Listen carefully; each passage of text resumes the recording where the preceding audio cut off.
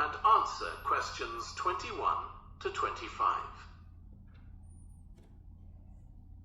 Okay, so what I'd like you to do now is to talk to your partner about your presentations on urban planning. You should have done most of the reading now, so I'd like you to share your ideas and talk about the structure of your presentation and what you need to do next. Okay, Rob, I'm glad we chose quite a specific topic. Cities built next to the sea. It made it much easier to find relevant information. Yeah, and cities are growing so quickly. I mean, we know that more than half the world's population lives in cities now. Yeah, though that's all cities, not just ones on the coast. But most of the biggest cities are actually built by the sea. I've not realised that before. Nor me. And what's more, a lot of them are built at places where rivers come out into the sea, but apparently this can be a problem. Why?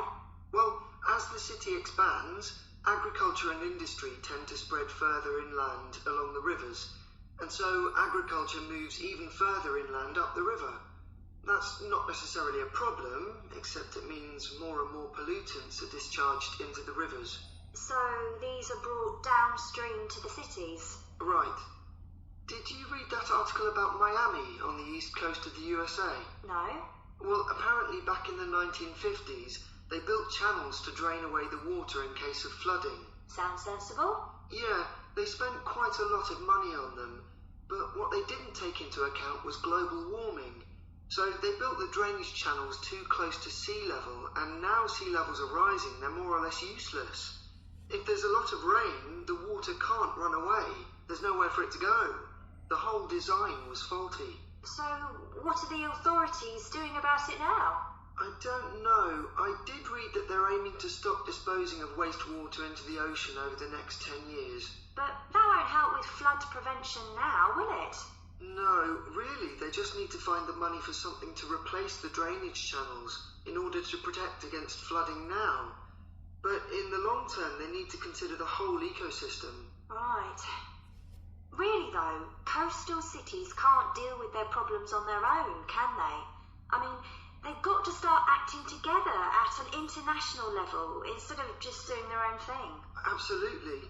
The thing is, everyone knows what the problems are, and environmentalists have a pretty good idea of what we should be doing about them, so they should be able to work together to some extent. But it's going to be a long time before countries come to a decision on what principles they're prepared to abide by. Yeah, if they ever do. Before you hear the rest of the discussion, you have some time to look at questions 26 to 30. So, I think we've probably got enough for our presentation. It's only 15 minutes. Okay, so I suppose we'll begin with some general historical background about why coastal cities were established. But we don't want to spend too long on that. The other students will already know a bit about it. It's all to do with communications and so on. Yes. We should mention some geographical factors, things like wetlands and river estuaries and coastal erosion and so on. We could have some maps of different cities with these features marked. On a handout, you mean? Or some slides everyone can see? Yeah, that'd be better. It'd be good to go into past mistakes in a bit more detail. Did you read that case study of the problems there were in New Orleans with flooding a few years ago? Yes, we could use that as the basis for that part of the talk. I don't think the other students would have read it, but they'll remember hearing about the flooding at the time. Okay. So that's probably enough background. So then we'll go on to talk about what action's been taken to deal with the problems of coastal cities. Okay. What else do we need to talk about?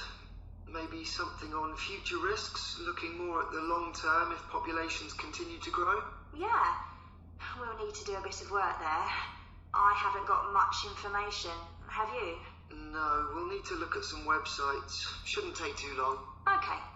And I think we should end by talking about international implications. Maybe we could ask people in the audience. We've got people from quite a lot of different places. That'd be interesting, if we have time, yes. So now...